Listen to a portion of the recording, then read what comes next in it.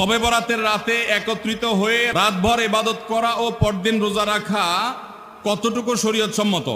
ভাইরা আমার, শবে বরাত উপলক্ষে রাতভর একত্রিত হয়ে মসজিদে ইবাদত বন্দেগী করা কোনো হাদিস দ্বারা প্রমাণিত নয়। এবং দিনের বেলা যে রোজা, এই রোজা শবে বরাত উপলক্ষে না, এটা হলো শাবান উপলক্ষে রোজা।